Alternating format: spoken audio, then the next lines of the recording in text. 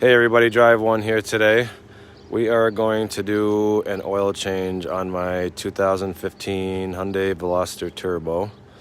I figured I'd bring you guys along for the ride. Most of you know how to do an oil change, but I'm sure there's a lot of people on this planet that do not know how to do an oil change. I will be showing you on my Hyundai Veloster. It will be different on every car, but it will be similar on every car. The basic concepts of changing your oil are pretty much the same, unless maybe you're in some kind of crazy hypercar, in which case you're not doing your own oil change. Somebody at Ferrari's doing it. I'm actually pretty excited. I'm going to be switching over to Royal Purple to do this oil change today. This is supposed to be an amazing oil, and I've been thinking about making the switch to this for a bit now, so I am going to put it in, and I am excited to see how the car runs on it. I personally am using Fram for an oil filter. I know there's some die-hard guys for the better brands. Fram, I think, is a pretty decent brand. It's kind of midline. I like the fact that it has the grip up here, because I do it all by hand, so it's just nice to have that extra handhold when you're trying to peel off your filter. So step one, obviously you're going to pop your hood, right? You want the engine warm when you're doing this, because cold oil is thicker and it's going to take longer to really get a good drain on it. So if you let the engine warm up before you do it, it helps. Now, be forewarned that obviously makes your engine warm, so as you're doing the oil change, don't burn the hell out of yourself. But it just flows better, works better if it's warm. So you want to take your oil cap off like I just did. This is where it is on my car. Somewhere on the top of your motor, there's going to be an oil cap. It's going to look something like this. It's going to tell you what oil you should have in that car. So you want to remove that first. Second, you want to pop your dipstick. This just allows airflow through everything, so that as it drains, it drains better with everything opened up here. So you're going to want to find your oil pan, which in my case looks like this. They'll all have an oil plug on them. All be different shapes and sizes. Now, don't be confused with your transmission. The transmission's over here. Sometimes the transmission pans can have a flat pan on them as well, and they can look like your oil pan. Typically they don't. I think it's a 17 on mine. 17 it is. All right.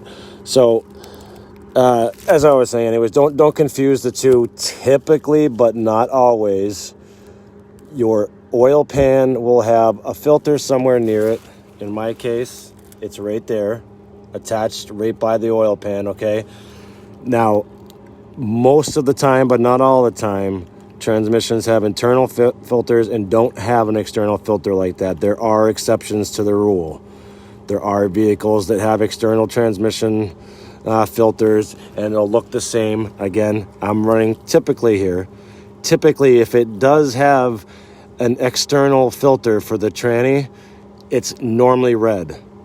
Normally. That doesn't mean every case, but most of the time, if there's two filters, you'll see one's probably red, and you should hopefully know the difference between your engine and your transmission if you're doing this oil change. But I'm just trying to give you a couple of extra pointers here as far as, locating your pan. So we've located the pan. This is my drain plug. 17 mil goes on it, okay? So now that we have that, I'm going to come back over here and grab our ratchet. I'm going to try to set you guys up here so you can kind of see what I'm doing. Always remember, righty-tighty, lefty-loosey. So if your hand's turning left, that's loose. If your hand's turning right, that's tight. Righty-tighty, lefty-loosey. Easy way to remember that. So what I like to do is do what I just did. Crack the oil plug. just to take the tension off. So now it's all finger tight. I can move it with my finger. It's not going to start leaking yet. Then what I like to do is get a hold of my oil filter. Do the same thing. Just give it a little twist. Don't undo it all the way, or it's going to pour oil all over your driveway or wherever you're doing this. So I like to get them loose so that it's easier, because once I put this oil pan under here, the amount of space is going to be extremely diminished. A little bit of a pain for me to do this, but I know you guys can probably having a hard time seeing what I'm doing here, but kind of wedging my hand in between. I'm going to yank this plug. The oil's going to come gushing out. I'm going to move my hand super fast like a ninja. And now, as you can see, all the oil is pouring into my pan. Anyways, back to this. So you can see maybe kind of sort of now there's just a trickle coming out of there. I'll get you nice and close here. Just a little bit of oil coming out. You want to let that drain for a while.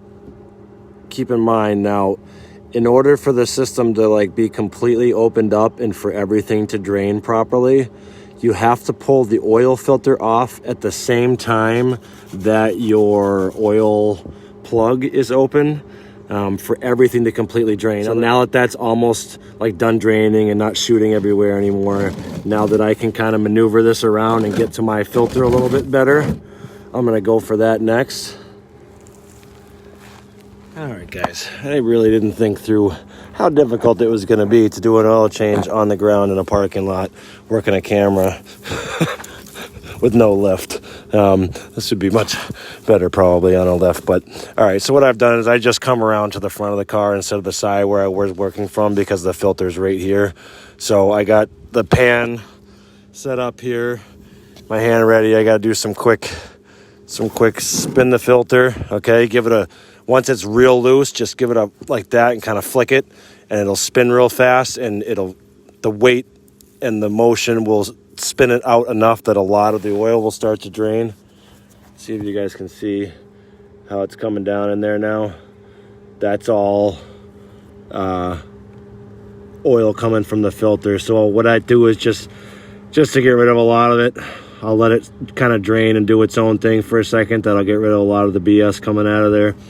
Now that both systems are opened up, you're seeing all the oil drain out. And you really want to do a good quality oil change. You want to let this drip as long as possible, because the longer everything drains, the more dirt and old oil you're getting out of there, so that you're really draining as much of the oil as possible. Since you have the time, you're in your driveway, get to this point, let it all drain, just kind of, I don't know, go watch a helpful video on YouTube or something like that at Drive 1 while you wait for it to drain.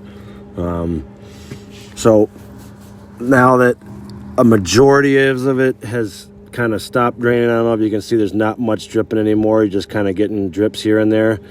That's telling me that the filter for the most part is done draining, so I'm going to be able to get in there without making as big of a mess, because there's just very tight quarters under my car here.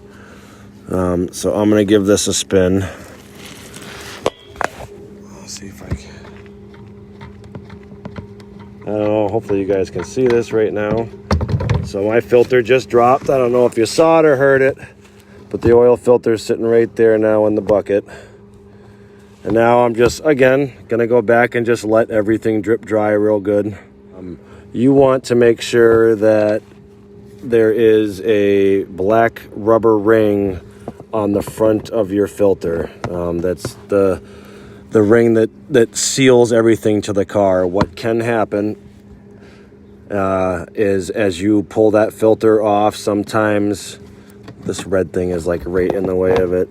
That black ring that you see on there, sometimes that can fall off, stay attached to the mounting plate, which is the part of the motor that the filter goes up and attaches to. There's a spindle in the middle, like a bolt with a thread on it, and then a surface where the filter sticks and mounts. So that rubber helps seal. So if that ring doesn't come off on the oil filter, it might be stuck to your mounting plate, which you should by all rights be wiping down your mounting plate anyways, because sometimes stuff gets on there. So I always take a rag and wipe down the whole surface where the filter is attaching to, and making sure that there's not a double gasket, what they call it, because you'll now have a gasket already stuck to it. So if you don't pay attention and don't check and just screw on the next filter, now you have two gaskets in between and it'll leak like a sieve. So check your filter, make sure it's on there, and then wipe down the mounting plate, which I will show you better here in a second when this is done dripping and I can get the camera under here without making a mess. All right, so real quick here. This was the, now that you can see it, I know it's covered in stuff right now because as you can see where I'm working, I picked about the worst spot in the world to do this right now, but this is the rubber gasket that I was talking about. Goes all the way around. It might look a little bit different on every single one, but there's always going to be some kind of rubber gasket. And this is what you want to make sure is still on the filter and not stuck on your car. Trying to show you here that they can pop off. Trying to get it out. Okay. So as you can see, that's what a filter will look like more or less. It might be minor variances, but for the most part, your filter is going to look like that without one of these. So this is the rubber gasket. They may be sticking up inside on the mounting plate on your car. So make sure that that's attached. If it's not, you'll be able to just, pop it with your finger if it's stuck to the car and it'll come right off. But make sure that that's not stuck. Secondly, you want to take your plug. Make sure that you have a gasket on there. Every vehicle, some of them are rubber, some are metal like mine, some are metal with a rubber gasket around the inside of it. You have to check your particular car's specifications, but some cars have different types of washers on here that have to be replaced every oil change, or should be replaced every oil change, or every other, or every so many. You want to make sure that it has that, otherwise the car is going to leak from the oil plug. So you want to check out your threads, kind of make sure everything's in good shape. If they start to get real worn, you start to see any signs of cross-threading or anything like that, you just want to replace the plug. I try to replace my oil plug once a year just because I do a ton of driving and a lot of oil changes. And I think for $5, it's just... I do it every year. Everybody to each their own, but I kind of take those precautions. Now, because of the dirty-ass situation that I'm in right now, I'm going to make sure that when I put this plug back in, I wipe it down very well because of all the BS in the area. You don't want a bunch of stuff stuck on your plug, which you're now putting in your oil pan and putting contaminants in there. Yes, it's the bottom of your pan, but yeah. So now just quickly going back under the car here. Gonna check and see how everything is doing, and I am only seeing about a drip every second or so that's kind of getting down to the area where you could be plugging it back up if you wanted to. I'm gonna let it drip even more just because I drive this car pretty hard and I really want to get as much out of there as I can. All right, this is a really tight squeeze under here, but I want to show you guys real quick. That right there is your mounting plate. So that spindle in the middle with the threads on it is what the center of your oil filter is going on to. So when I say the mounting plate, that whole area that kind of has oil there, all the metal around that center spindle is where your oil filter is going to attach. So you want to just wipe down that whole area. I kind of wipe off the threads on the spindle, and I wipe off the whole mounting plate, make sure there's no dirt or crap stuck to that, and again, making sure there's no filter gasket on there. So just wanted to show you that briefly. That's where we're going to put our oil filter back on. And now that this is done dripping really good, we're going to put our plug back in.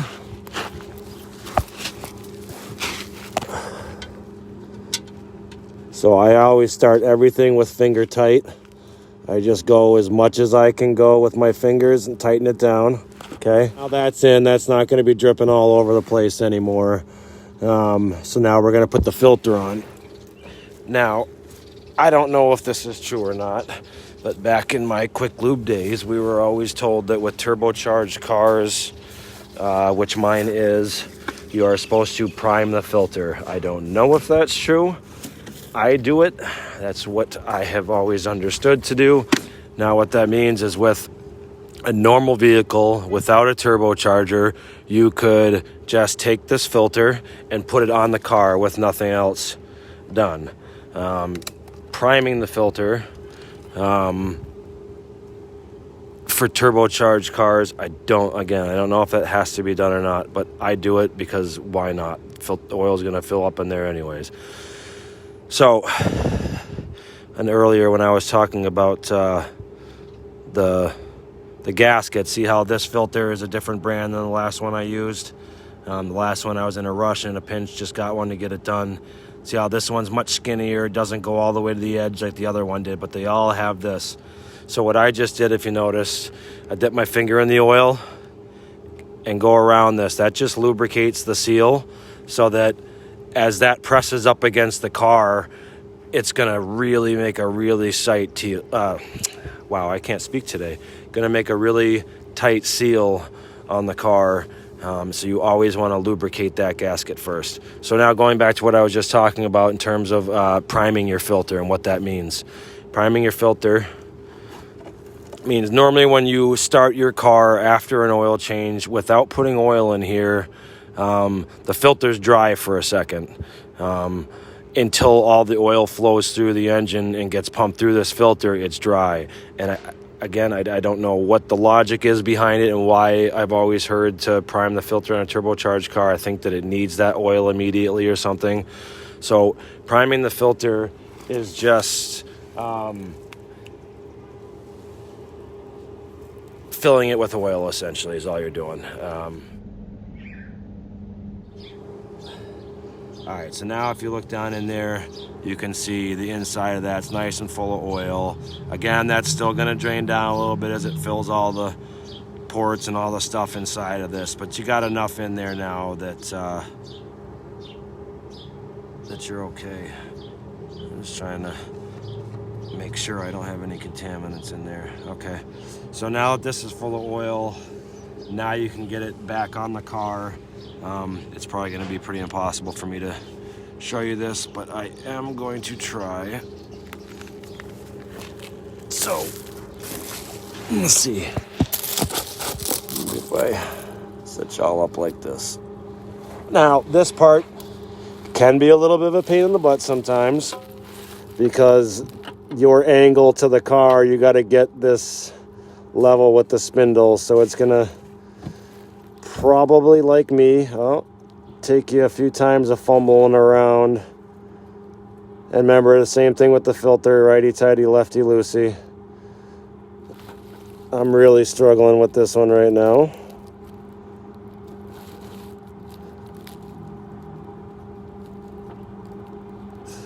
And I'm hoping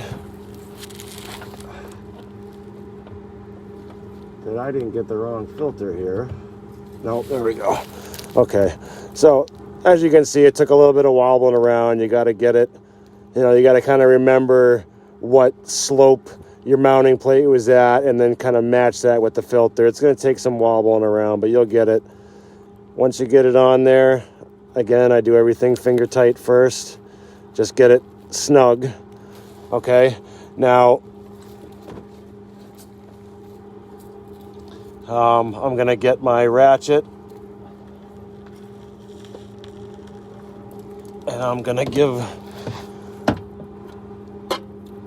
the oil drain plug a tighten. Now you don't want to over crank these because you will strip out the pan. Some cars are very prone to it with aluminum pans and stuff like that. I remember the Volkswagens and BMWs and European stuff, Audis, when I was in the game, would strip out very easily back in the day. I don't know if they've solved this issue, but do not over tighten it. Tighten it with your fingers and you can feel it. You kind of give it some love. You'll feel it snug up real good.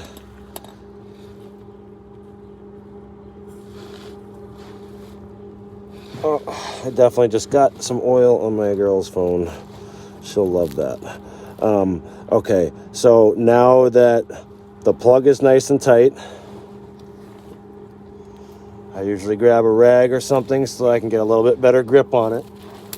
I'm going to come back over to my filter, which I just kind of spun tight and lightly tightened up by my hand. Now I'm going to give it, every filter will tell you exactly what to do. It's usually 3/4 of a turn to 1 turn. You want to turn it past once it's finger tight. So once it spins and kind of stops and you just kind of very lightly tighten it up, you want to turn the whole filter about 1 rotation or so, 3/4 of a rotation, depending on what it says. If you turn this thing as hard as you can, I could keep turning this thing for probably another turn or so.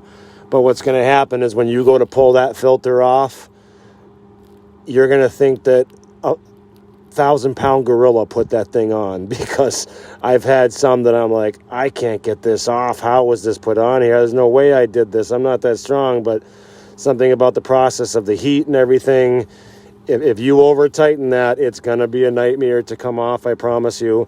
Now, they do have tools called a band wrench, which is like a thing that goes over it, and it's like a lever that you can pull, and they have cups that can go on that you can put your ratchet on. I like being able to do everything by my hand because, as you can see, there's not a lot of room under my car. Depending on what you drive, may be the same situation, so I like it to be hand tight.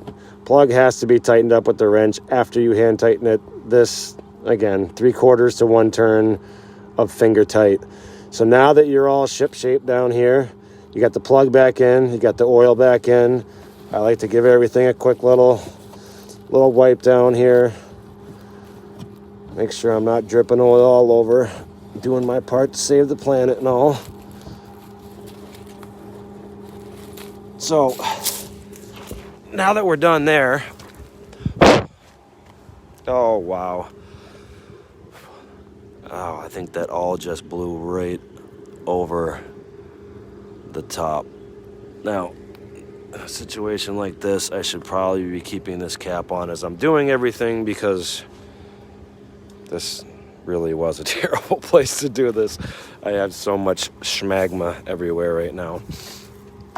And schmagma is not good in your engine, because schmagma in a hot motor makes liquid hot schmagma.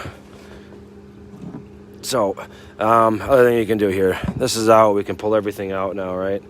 So, place your filter upside down in your catch can here, and take a screwdriver, a knife, something. If you poke a hole in the top of this will drain much faster, and you'll be able to get most of the oil out into this, so that when you put this in a plastic bag or whatever to bring to your mechanic or your local quick lube, so that you can get that taken care of, it'll drain out faster. So that's just something I always do, is pop a hole in that. All right, so now that the underside of the car is done, you want to come back up to the top here. This is where you're going to add the rest of your oil, is to your engine here.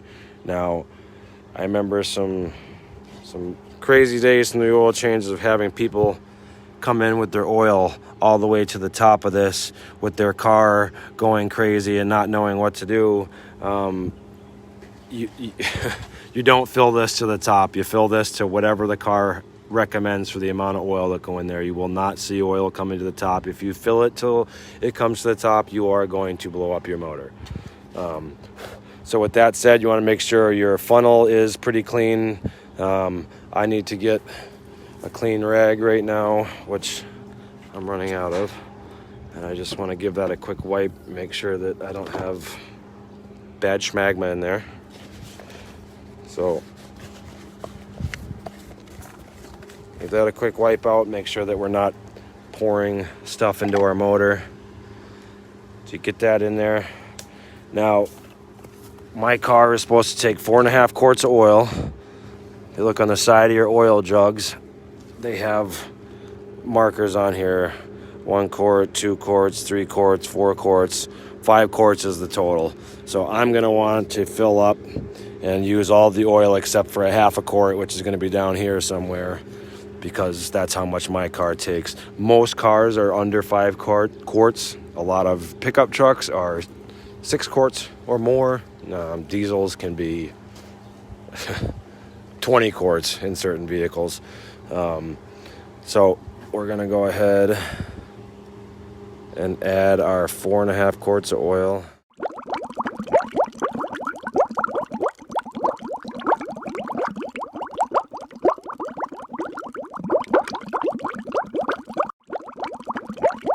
What you want to do is just add a bunch, kind of take a quick look, see where you're at.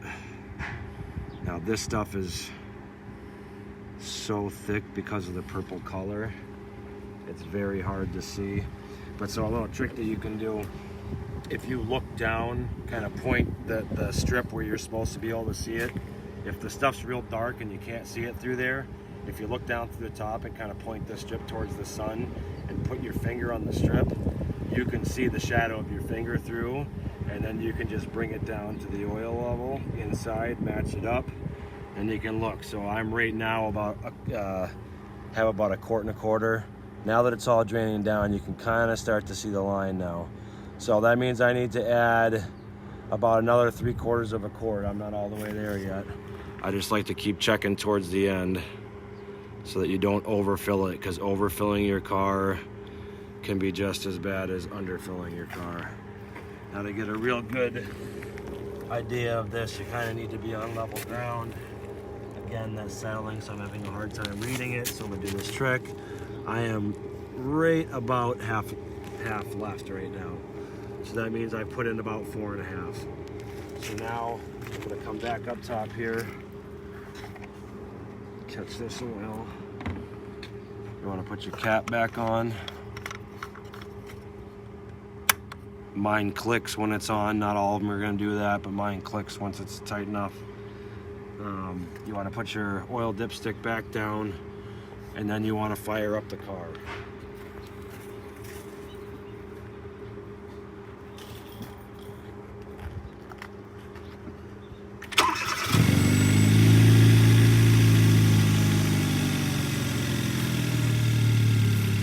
Okay, so you want to fire up the car. Now when you're inside the car, you want to check just to make sure that you don't have any lights, any oil pressure lights or any check-in, anything like that comes on. You want to check the inside, because if something's wrong with what you did, it's going to come on because you're going to be on oil pressure or something. Secondary thing that you want to do as a backup is you want to then come back under the car and just take a quick peek. Make sure that your oil plug's not dripping. Make sure the oil filter's not dripping all over the place. And just kind of do a quick check, because if you screwed up something during this process, oil is going to be pouring out everywhere right now. And just as a side note here, I have a GDI turbo, as you can see, which are known for their ticking and noise.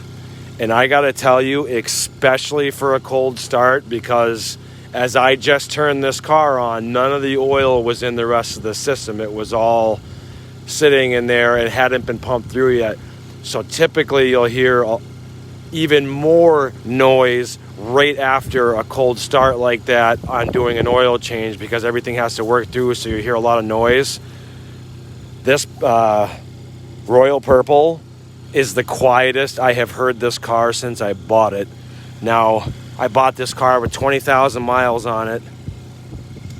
I've done some mods to it. I've put it through its paces.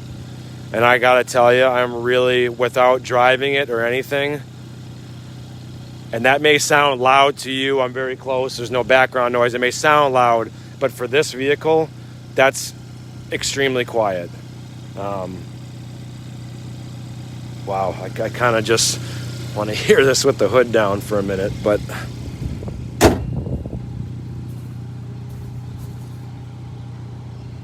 yeah, that's definitely the quietest I've ever heard this car. So I'm excited to see how this oil is going to perform now, especially under race conditions and hot days and everything. But all right, so hood's back open.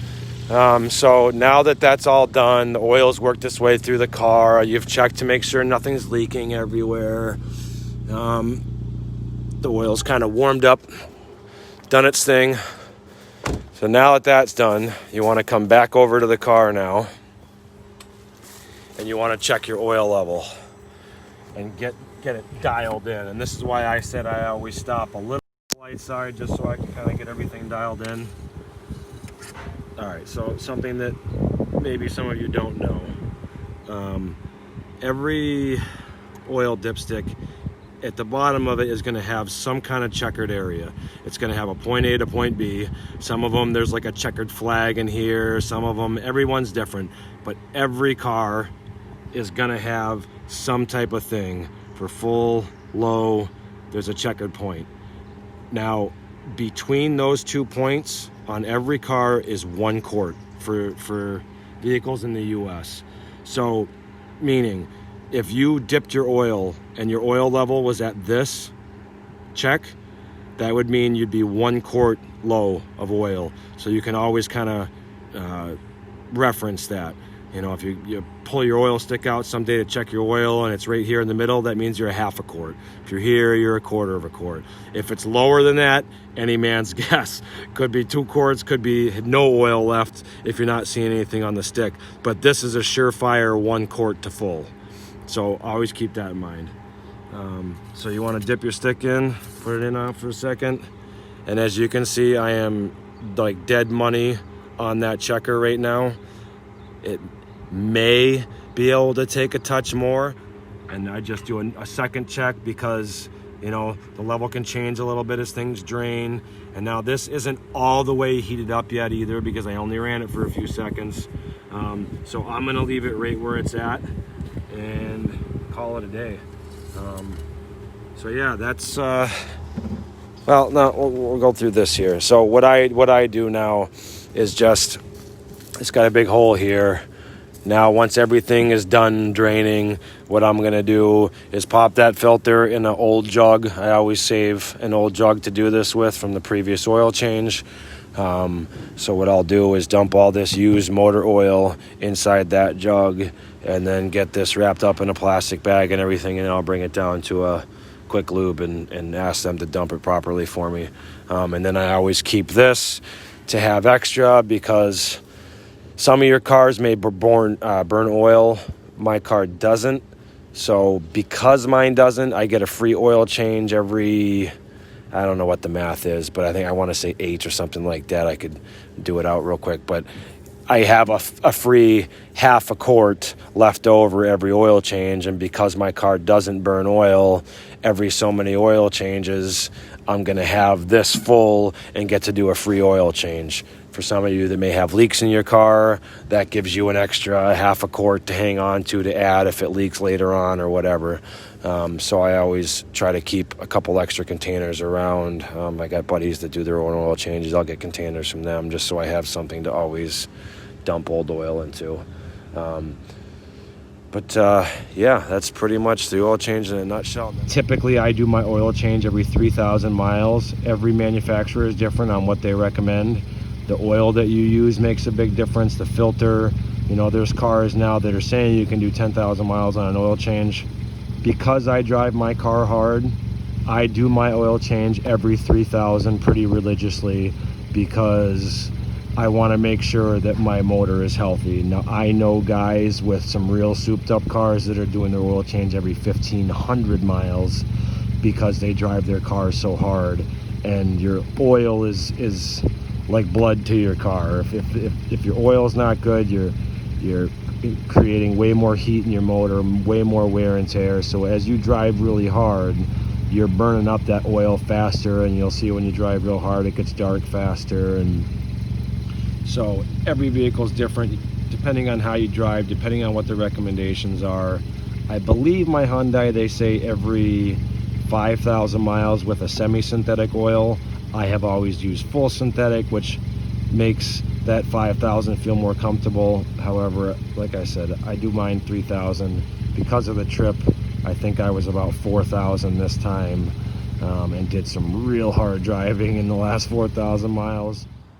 All right, everyone, I hope you found that video useful and helpful, and you feel confident enough to try your own oil change for the first time. If you have any questions, comments, whatever, make sure to leave one, and I'll get back to you as soon as I can on that. And if you liked the video and found it helpful, please hit the like button, give me a subscribe. If you hit the bell, it'll turn on notifications so you'll know when I do more videos. And as always, we appreciate the support. Thank you.